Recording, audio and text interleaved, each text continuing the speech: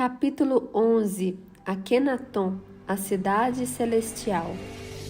No dia seguinte, os escribas reais aficharam um comunicado em todos os pontos públicos, convidando aqueles que desejassem viver em paz, sob o amparo de Aton, que se inscrevessem para partir com Faraó rumo à cidade celestial, futura capital da terra de Queme, que seria construído para a glória do grande Deus.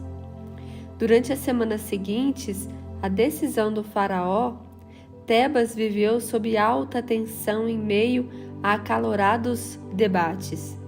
Na família real e entre os nobres egípcios, a agitação era indisfarçável. Tebas era a capital do Egito há vários séculos. A atitude de Akenaton havia desconcertado a todos. Sua mãe, Ti, não se conformava com aquela decisão que aos seus olhos era absurda. Ela tentou de diversas formas dissuadi-lo, sem sucesso. Já o seu pai, antes austero e contrário às ideias do filho, agora tudo aceitava sem questionar. Ele havia reconhecido em seu filho a luz divina. Aie também tentou de todas as formas convencer o faraó a mudar os seus planos, pois ele acreditava que era inevitável acompanhar Akenaton naquela louca aventura. O soberano não desejava mudar para uma outra grande cidade como Mênfis, ou então promover o desenvolvimento de uma das dezenas de pequenas cidades à margem do Nilo. Ele tinha por objetivo fundar a sua cidade em solo virgem, em meio ao deserto. Seriam meses de desconforto em barracas militares até as primeiras habitações estarem prontas. Isso era algo que também me preocupava. Enquanto Issé banhava-se em nossa luxuosa resistência, na manhã seguinte eu andava de um lado ao outro, pelos jardins, aflito com a mudança. Nós mal havíamos nos mudado para aquele belo palácio e teríamos que abandonar nossa confortável moradia e a vida cosmopolita de Tebas para nos enfurnar em barracas em uma região deserta. Por algumas horas eu tentei encontrar uma desculpa ou solução para não ter que seguir para o deserto com o faraó e assim permanecer em Tebas, mas eu sabia que não era o correto. Eu havia prometido ao rei, quando menino, que o seguiria e o apoiaria em seu reinado. Havia ainda a determinação de Issé e de Ramoses, que nem sequer consideravam a hipótese de abandonar Akenaton. Para eles, almas libertas dos prazeres materiais, o abandono das riquezas e do conforto era algo de só menos importância. Com o passar do dia, Akenaton percebeu que a adesão ao seu projeto seria mínima. Somente as pessoas que nada tinham a perder se alistaram para abandonar Tebas rumo ao desconhecido. Nefertiti, então, sugeriu que fossem convocadas todas as embarcações militares do Egito e que estas conduzissem até Tebas todos os egípcios das duas terras que desejassem seguir com o faraó. Nas cidades do Baixo Egito houve então uma grande adesão. Em 2 semanas o porto de Tebas estava lotado de embarcações com pessoas de todas as regiões do Egito, inclusive da Síria e da Núbia. Akenaton desejava que sua capital fosse um cadinho cultural, onde os povos de todos os mundos conhecidos fundissem suas culturas. Algo bem contrário ao pensamento egípcio, que detestava misturar-se com os povos considerados inferiores. Encerrada a cerimônia real, na qual o faraó se despedia de Tebas para fundar a nova capital do Egito, evento em que os cidadãos de Tebas desprezaram, as embarcações rumaram rio abaixo, em direção à nova cidade. Algumas pessoas contrárias ao faraó gritaram à margem do rio palavras ofensivas aos egípcios que seguiam Akenaton. Amenófis III seguiu com seu filho, devotando-lhe total apoio. Já sua mãe negou-se a acompanhá-lo no louco empreendimento. A atitude de seus pais foi fundamental para manter o governo estável. O apoio do grande faraó Amenófis III fez com que os povos vizinhos enxergassem com bons olhos a mudança da capital. Já a presença de Ti, que sempre foi hábil interlocutora tanto para assuntos externos como internos, manteve Tebas ainda como um centro político da época, acalmando os ânimos mais acirrados. Aie aproveitou a oportunidade para solicitar ao faraó o adiantamento de sua mudança para a nova capital. Ele alegou ser necessário resolver assuntos burocráticos urgentes em Tebas, imprescindível dar apoio à rainha-mãe, que ficaria na antiga capital, respondendo pela família real no período de transição do faraó para Akenaton. Já Horemheb agradeceu aos deuses pela partida do faraó. Assim ele teria menos tumultos internos no país e poderia preocupar-se com suas ideias de domínio militar sobre os povos vizinhos. O general dos exércitos egípcios acreditava que iria receber carta branca, entre aspas, do faraó nas questões militares, mas não seria bem isso que viria a acontecer. Quando os barcos começaram a se distanciar e vi Aie com aquele olhar cínico de despendido, senti uma grande inveja do hábil vizir. Ele ficaria desfrutando das belezas e do conforto de Tebas, enquanto eu estaria dormindo em desconfortáveis barracas militares. A viagem até a região hoje conhecida como Tel El Amarna, ou simplesmente Amarna, foi rápida e sem ocorrências dignas de menção. A não ser o fato de que Sé e Nefertiti ficaram grávidas durante a viagem. Felizmente, viajamos a bordo da luxuosa barca real e o clima sedutor do Nilo e os discursos acalorados de Akenaton sobre a sua cidade dos sonhos, entre aspas, nos envolveram em uma mística romântica muito agradável. Em poucos dias de viagem, eu já havia esquecido Tebas e seus encantos. Ficamos deslumbrados ao chegar no local onde o faraó construiria a sua cidade dos sonhos, Akhetaton. A região era um imenso círculo de montanhas arredondadas que se desdobrava em uma volta do Nilo. Um extenso palmeiral verde escuro se prolongava por diversos quilômetros ao longo do rio. No centro havia um extenso deserto, pronto para receber as importantes construções dos hábeis arquitetos e escultores egípcios, que haviam sido convocados com promessas de alta remuneração pela velocidade na conclusão das obras. Quanto mais cedo fosse terminada a construção da cidade, mais colares de ouro receberiam pelo trabalho.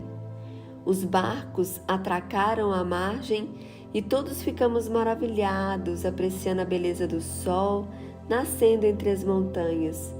Acredito que o faraó já conhecia aquela região e havia recomendado ao piloto da embarcação real que conduzisse toda a frota de forma a chegarmos nas novas terras durante o sol nascente. Assim teríamos um grande espetáculo para exaltar nossos ânimos. Todos descemos alegres, louvando o grande Deus e enaltecendo nosso faraó, Akenaton. Pediu-nos silêncio e leu o primeiro de inúmeros poemas que ele iria compor e que seria a marca registrada de sua sensibilidade e inteligência. Disse-nos Akenaton, com leveza e emoção na voz: Eu farei Akhetaton para Aton, meu pai, neste local. Não farei nem mais para o sul, nem mais para o norte, nem mais para o leste, nem mais para o oeste. Não ultrapassarei os limites de Aton determina, nem ao sul, nem ao norte. Não construirei a oeste, mas a oriente, onde nasce o sol, na localidade que Atom cercou de montanhas ao seu gosto. Se a grande esposa real me dissesse que existe Alhures, um lugar mais bonito para Aquetaton, eu não lhe daria ouvidos. Se os conselheiros do reino ou qualquer outra pessoa me dissesse o mesmo, eu não lhes daria ouvidos. Caso se tratasse de uma localidade ao norte ou ao sul, a oeste ou a leste, jamais diria que eu iria abandonar Aquetaton, que eu iria construir outra Aquetaton, num lugar mais favorável. Isso é Aquetaton para Atom.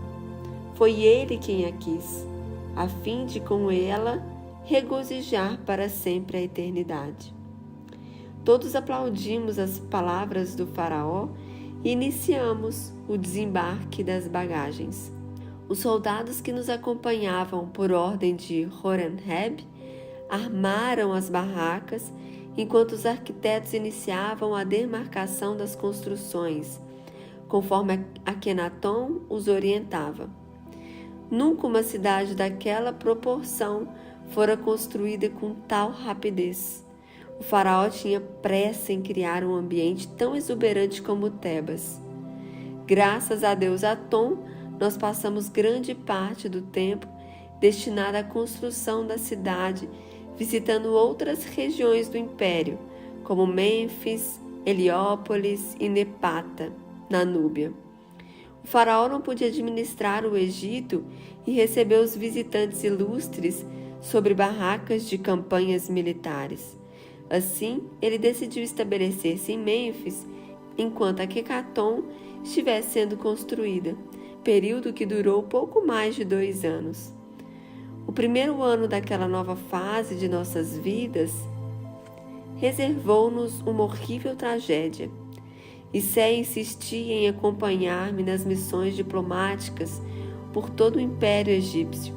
Sua barriga cada vez maior causava-lhe extremo desconforto nas viagens, mas por mais que eu insistisse para que ela ficasse em Mênfis, mais ela relutava. Issé não desejava ficar longe de mim. Se fossem viagens curtas, ela não se importaria em ficar, mas as viagens levavam meses. Estávamos numa época em que os meios de comunicação eram muito lentos. Apesar de a repreender, eu ficava feliz por poder viajar ao meu lado. Em determinada viagem ao reino de Mitanni, no 7º mês de gravidez, Issé sentiu fortes contrações. As mulheres egípcias sempre possuíam flancos estreitos, o que dificultava o parto normal. Lutei desesperadamente para que a criança nascesse, mas o corpo delgado de Issé não me permitiu realizar o parto com sucesso. Ao ver que estava perdendo minha esposa, tive que optar entre a criança ou ela. Amaldiçoei a ausência dos meus instrumentos médicos.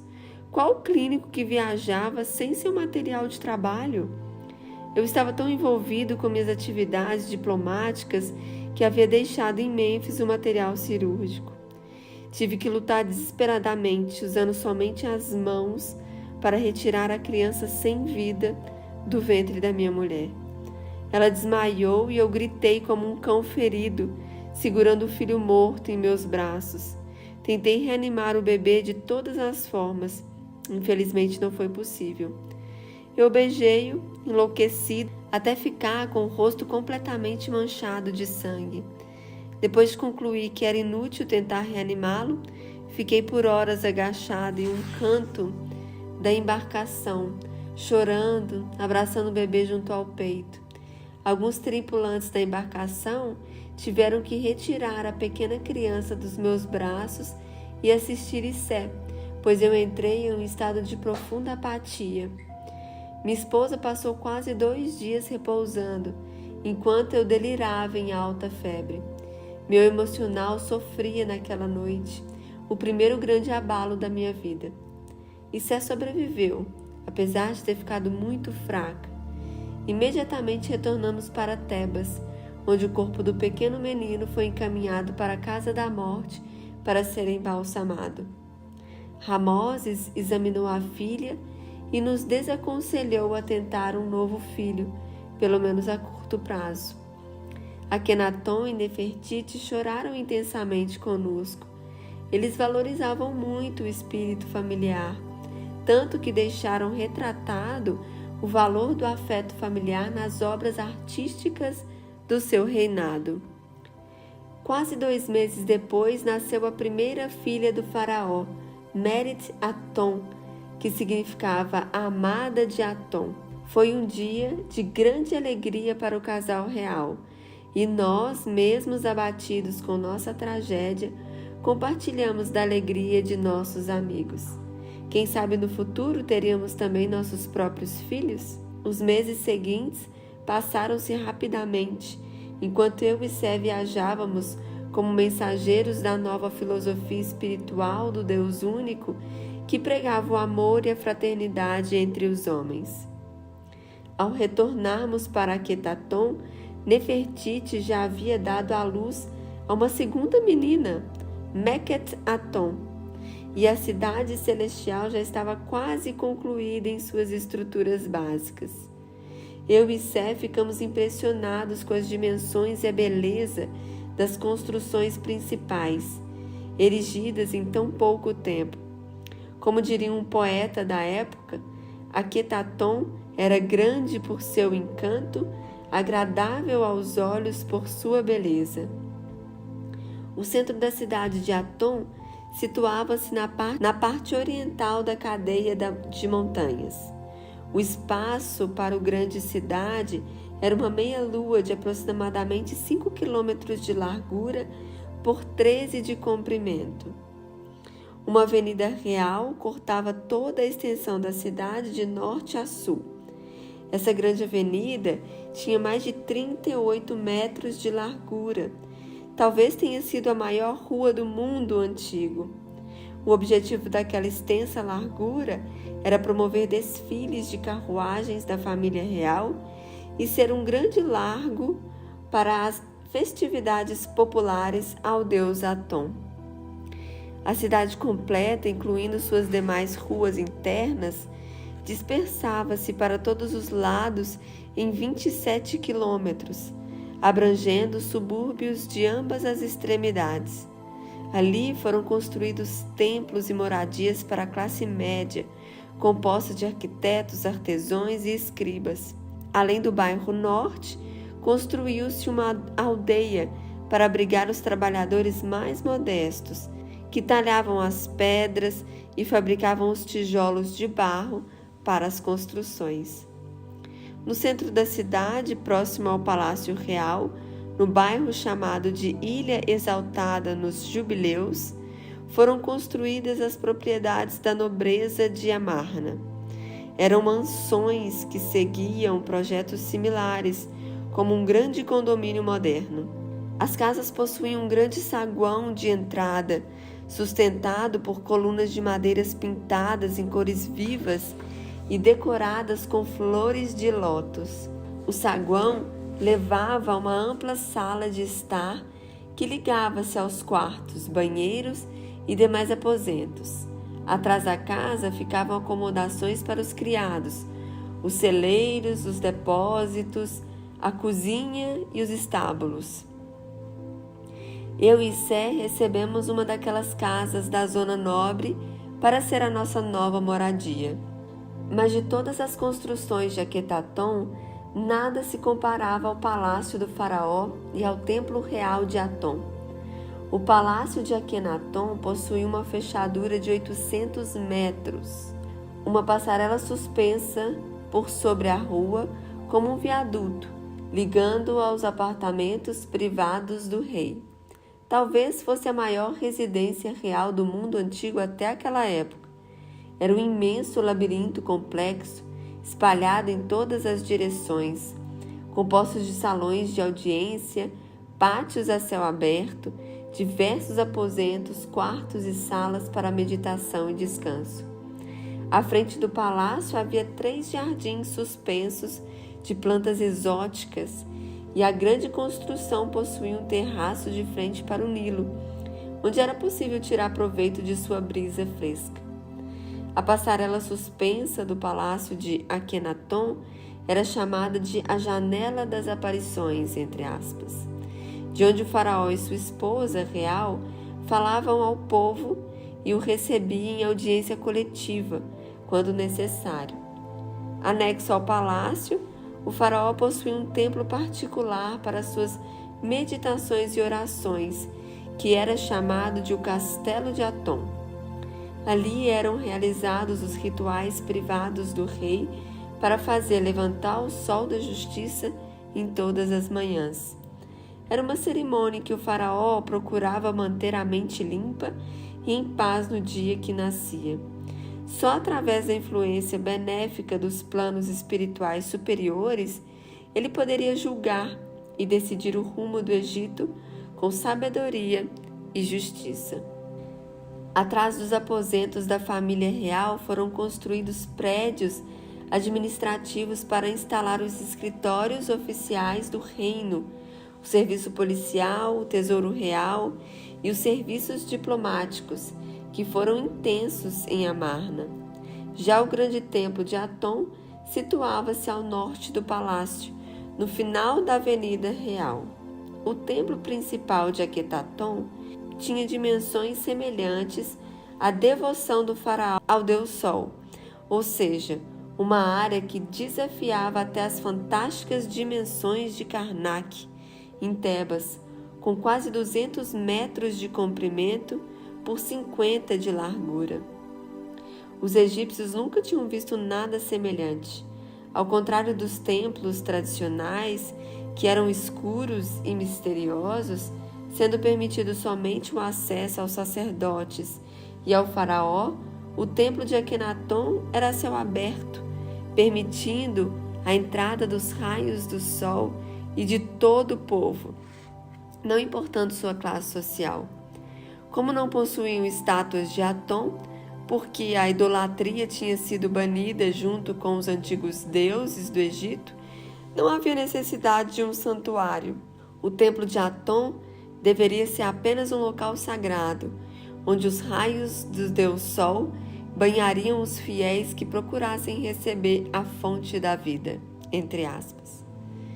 Portanto, o templo era apenas um muro retangular que contornava o perímetro e delimitava um pátio aberto do tamanho de 2 campos de futebol. Do lado de dentro haviam diversas áreas de meditação, onde os ordeiros habitantes sentavam-se e oravam com fervor ao grande Deus. Contava ainda com alguns assentos sobre quiosques, para que os fiéis não se expusessem exageradamente aos raios solares. Na entrada havia uma série de colunatas gigantescas que se estendiam por toda a fachada, e entre elas estátuas colossais do faraó e de sua esposa, intérpretes do grande Deus para o povo.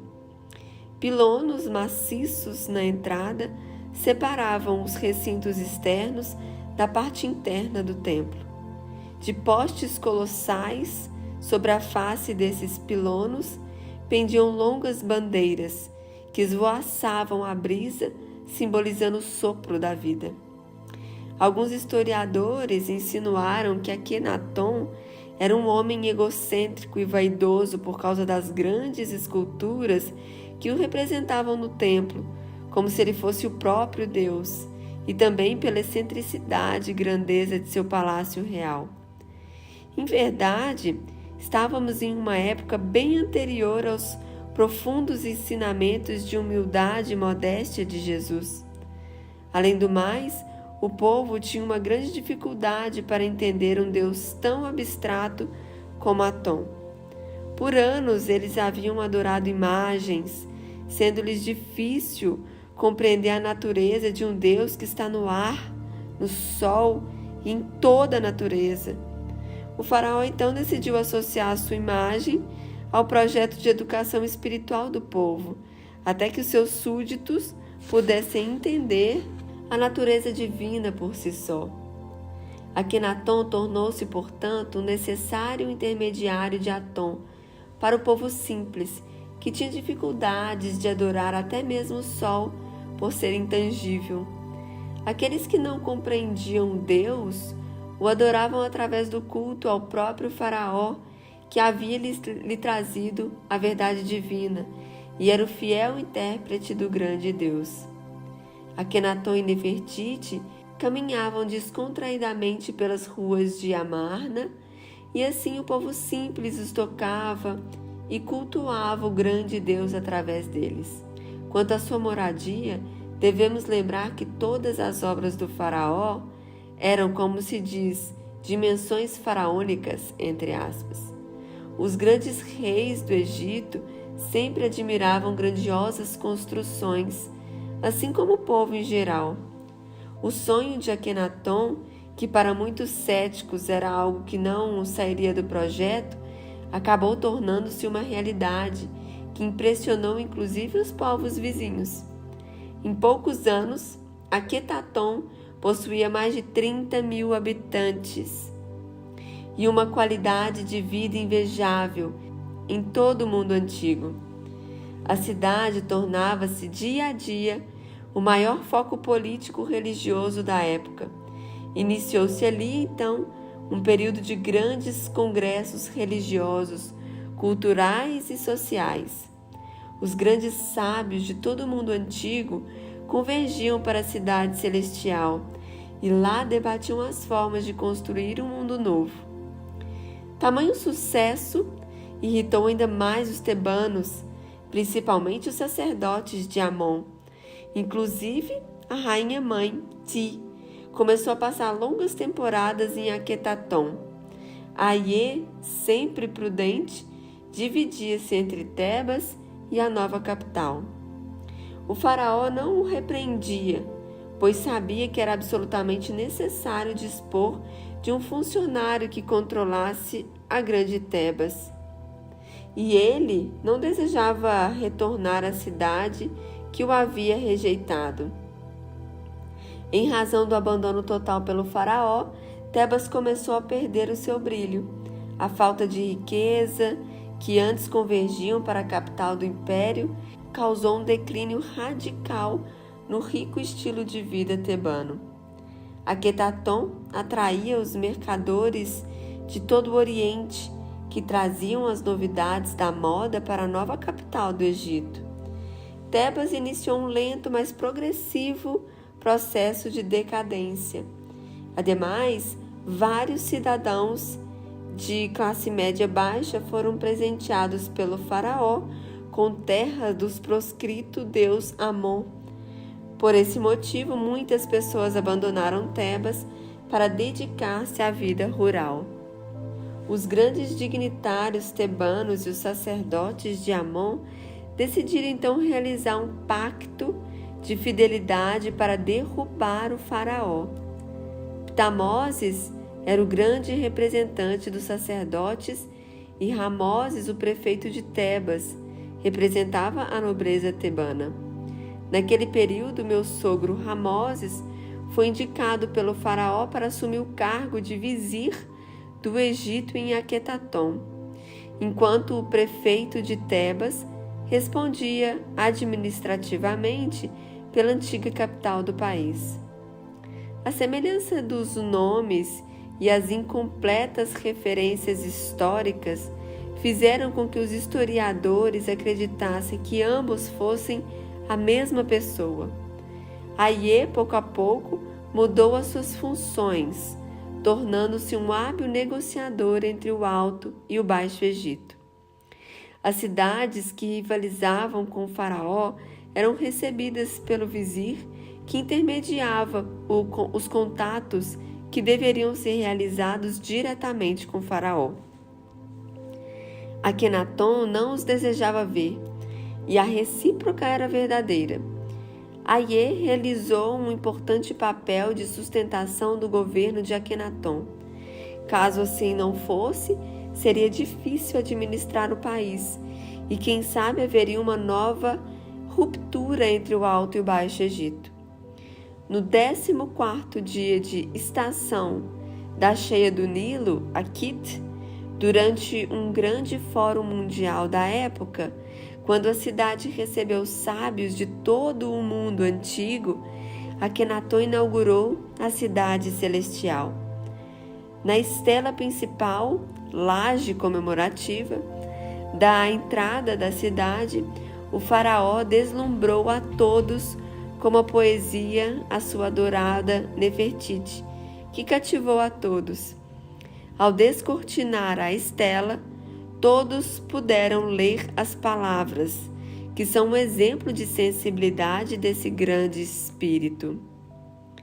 Bela de face, grandiosa no palácio, alegremente adornada com as duplas plumas, soberana da felicidade, dotada de todas as virtudes, a cuja voz o povo se regozija.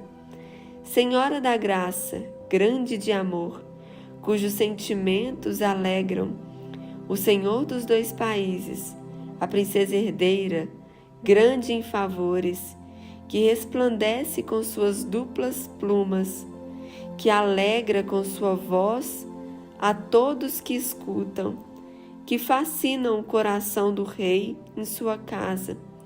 Satisfeita com tudo que o povo lhe diz, a grande é a esposa principal do rei, senhora das duas terras, Nefer, Neferuaten, Nefertiti.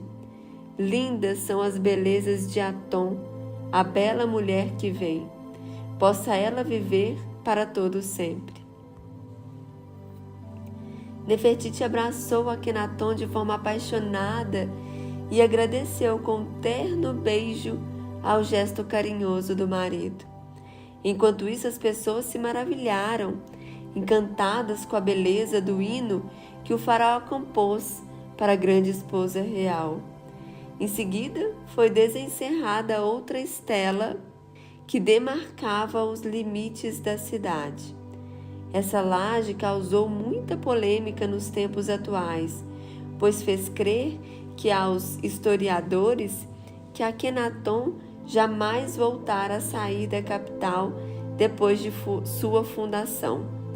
Muitos dos hieróglifos possuem valor simbólico e não devem ser interpretados conforme nossa visão moderna. A estela dizia mais ou menos o seguinte: quando ao marco meridional que fica sobre as montanhas orientais de Akenaton, jamais ultrapassarei em direção ao sul por toda a eternidade. Quando ao marco intermediário que fica sobre as montanhas orientais, jamais ultrapassarei em direção ao leste por toda a eternidade. Jamais abandonarei minha Akenaton. Essas palavras devem ser interpretadas de forma simbólica, pois dificilmente um cosmopolita como Akenaton iria exilar-se em uma pequena cidade, isolando-se do mundo para viver uma vida apenas contemplativa. Seu sonho era difundir sua crença no deus Aton por todo o mundo conhecido. Ele não alcançaria tal objetivo isolado em Akenaton. Com aquelas palavras, ele desejou apenas dar um recado a Tebas, entre aspas. Jamais Tebas voltará a ser a casa do faraó.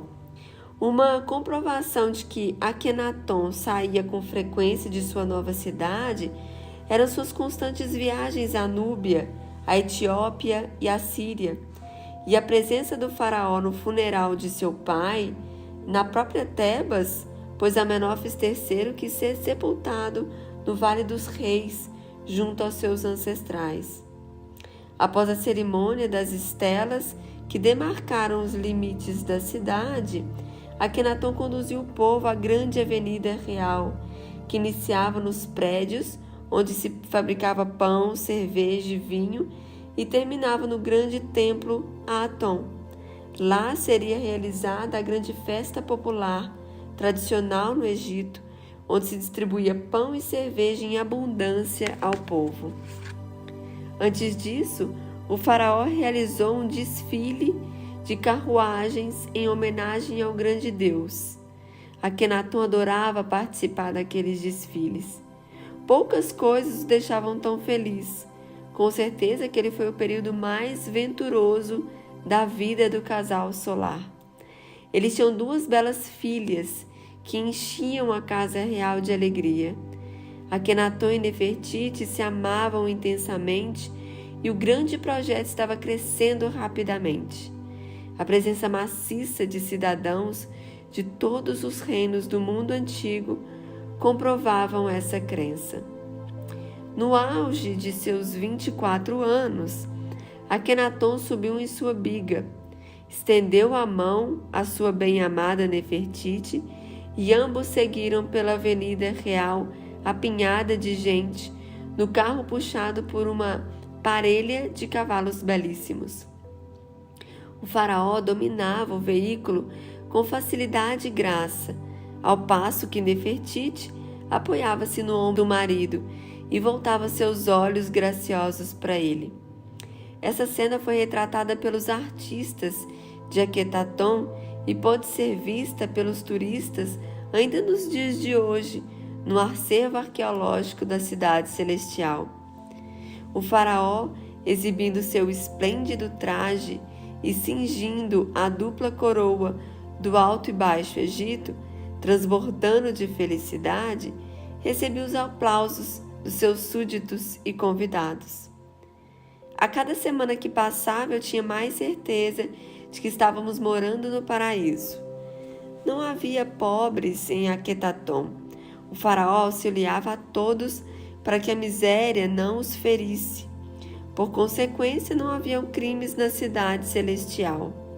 O encarregado da polícia de Akhetaton, um sírio chamado Mahu, tinha pouco serviço a realizar. As bigas de chefatura da polícia geralmente eram requisitadas para os desfiles de carruagem em honra ao deus Aton, e era comum o faraó levar em suas viagens diplomáticas todo o seu contingente policial, deixando a cidade sem um único representante da lei. Tal era a paz em que se vivia em Akhetaton. Podíamos dormir tranquilamente com as portas e janelas abertas, algo impossível em grandes centros habitacionais, como era Akhetaton em seus anos áureos. Pela manhã, acordávamos cedo, ao contrário do que acontecia em Tebas, onde a vida noturna era intensa. Depois de uma frugal refeição, nos dirigíamos ao templo para apreciar o nascimento do disco solar entre as montanhas da cidade. Em seguida, íamos para a grande casa da vida de Akhetaton, onde o faraó Nefertiti, Meri-Ra, Penhesse, Ramoses e outros grandes sábios revolucionavam o conhecimento religioso, filosófico, social e até mesmo científico da época. As crenças de Osíris e dos outros deuses do Egito tornaram-se, aos meus olhos, algo digno apenas de povoados primitivos. Meu coração já não admitia a idolatria ignorante do povo e a superstição religiosa baseada em amuletos e servilismo a sacerdotes hipócritas. Agora enxergava a verdade com clareza. Por diversas vezes, Akenaton nos dizia: eu vejo a verdade e a minha missão é trazer a verdade aos homens. Aquele que ouve minha doutrina de vida, aquele que ouve Aton, jamais será o mesmo, porque deixará de ser cego, verá a luz. Akenaton tinha plena razão. Ao enxergarmos a verdadeira face de Deus, modificávamos dia a dia nossa forma de ver e viver a vida. O povo que migrou para Akhetaton transformava-se diariamente, assim como o disco solar que parecia nascer cada dia mais belo. O povo tornava-se mais educado e contemplativo.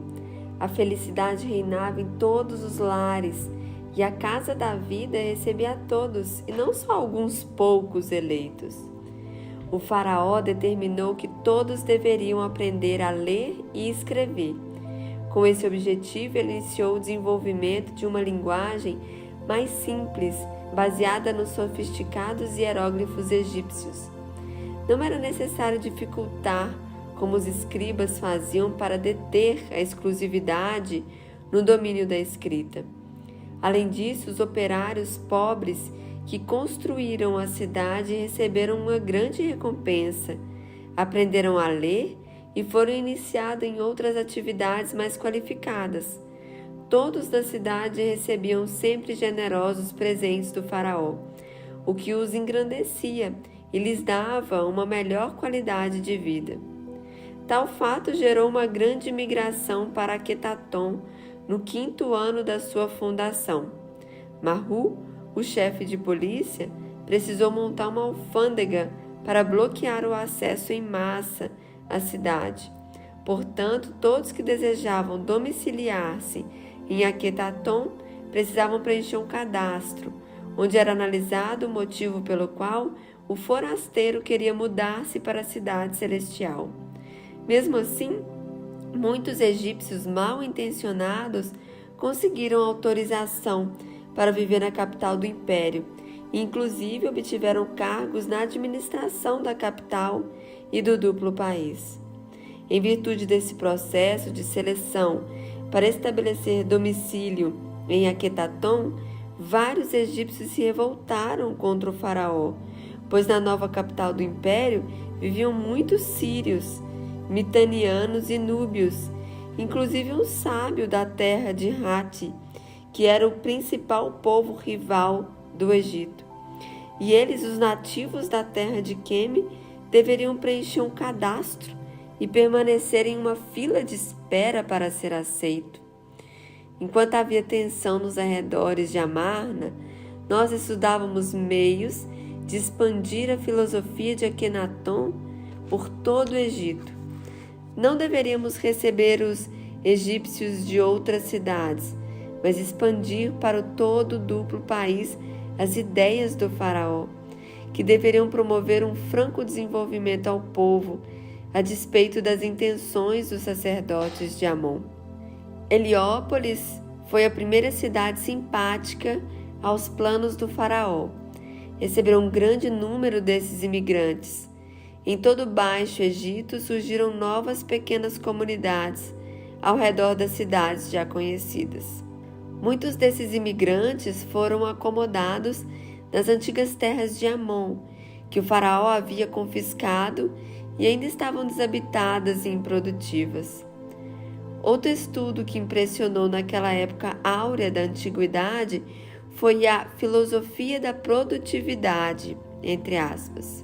Os sábios que se reuniam em Aquetaton filosofavam por longas horas, elaborando ideias sobre o que poderíamos chamar de máquinas de produtividade, entre aspas. Todos estudavam uma forma de multiplicar a capacidade produtiva de um trabalhador. Sabíamos que era necessário produzir mais e melhor, e com menos esforço humano. Assim, o povo egípcio ampliaria seu padrão de vida e a terra de Queme se tornaria a grande nação do mundo antigo, impulsionando o progresso na região. Várias engenhocas eram desenhadas com o objetivo de construir aparelhos que aperfeiçoassem a produção agrícola e a tecelagem. Eu acredito sinceramente que se o faraó Akhenaton tivesse tido um reinado mais longo, ou se o seu filho Tutankhamon não tivesse sofrido uma lavagem cerebral, teríamos desenvolvido, antes de Cristo, as primeiras máquinas semelhantes às movidas a vapor.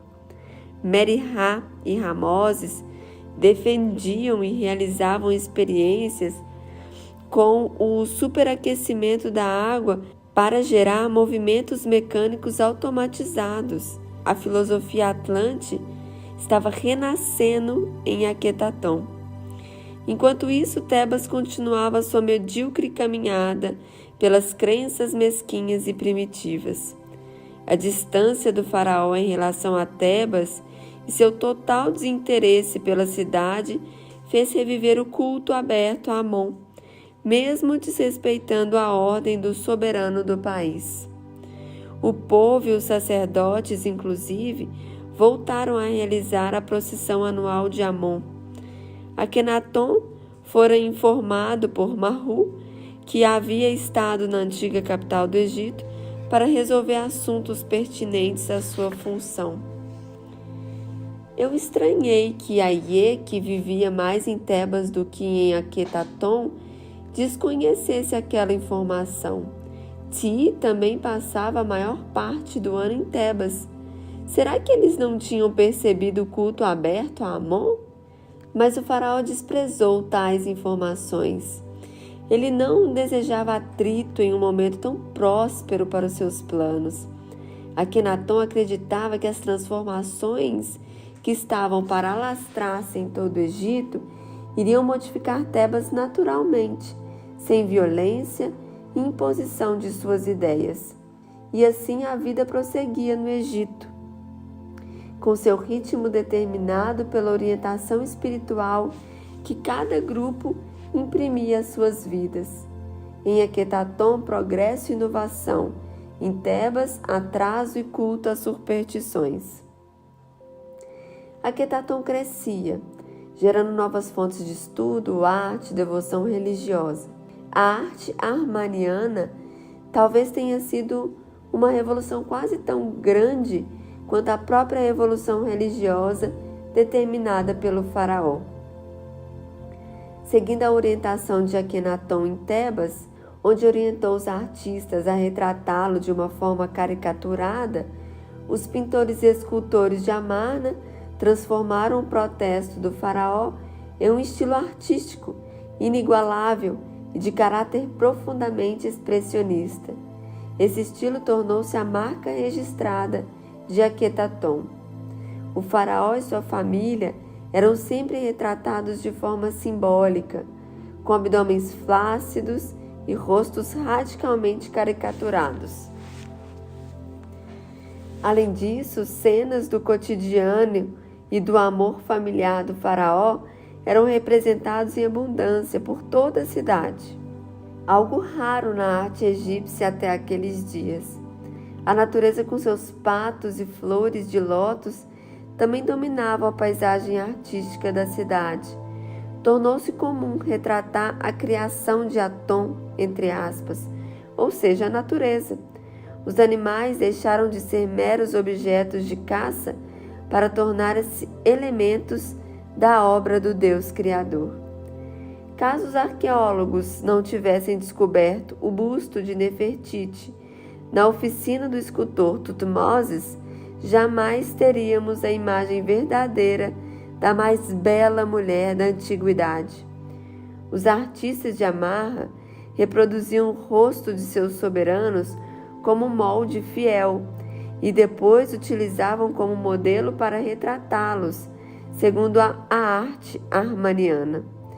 Infelizmente, o molde de Akhenaton foi completamente destruído, acabando com as esperanças de obtermos no plano físico uma imagem real do maior sábio entre os faraós do Egito. O progresso seguia-se em todas as áreas. Nefertiti e suas sacerdotisas inaugurariam no ano seguinte o santuário, a moradia do repouso de Aton, entre aspas. Tratava-se de um santuário religioso que tinha por objetivo realizar cultos que celebravam o pôr do sol. Ali era formada toda uma filosofia de amor e de paz pelas sacerdotisas do sol. E Sé auxiliava Nefertiti nesse grupo, que iniciava jovens moças em profundos conhecimentos espirituais, semelhante ao templo do sol da extinta Atlântida. Nefertiti, a grã sacerdotisa do sol, orientava suas discípulas na arte da cura, através do que hoje conhecemos por Reiki, ou passes espirituais. Elas associavam-se aos trabalhos médicos da Casa da Vida e curavam muitos pacientes através da simples imposição de mãos, somado ao poder mental e influências espirituais do mundo maior. E Sé, já naquela época, era uma notável magnetizadora que realizava curas fantásticas. Utilizando-se da essência astral dos raios solares, elas obtinham resultados que impressionavam os médicos tradicionais formados em Tebas ou Mênfis.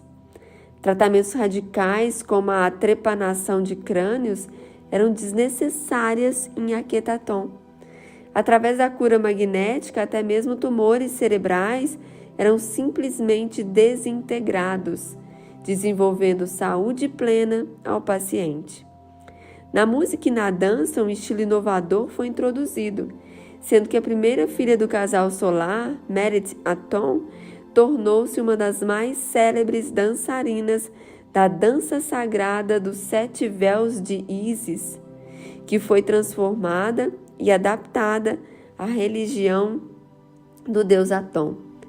Nos finais de tarde, eu encerrava meu trabalho na Casa da Vida e me dirigia ao santuário das sacerdotisas do Sol para assistir e orar junto às moças angelicais pelo repouso de Aton, entre aspas. Depois eu e minha bela esposa retornávamos para casa. Retirávamos os calçados e as roupas e nos banhávamos na piscina artificial que possuíamos nos fundos da casa, nos dias de calor intenso. Passávamos horas conversando sobre os projetos para o mundo, pois Aquetaton já era um projeto executado, com sucesso, e seria a futura capital mundial do amor e da fraternidade. Em algumas noites, Issé tocava sua harpa de 21 cordas e cantava músicas belíssimas que eram um espelho de sua alma. Bebíamos um saboroso vinho e dormíamos felizes. E assim, os anos passaram-se rapidamente, como sempre acontecia quando estamos felizes. No próximo vídeo entraremos no capítulo 12, Os Pilares de uma Nova Sociedade.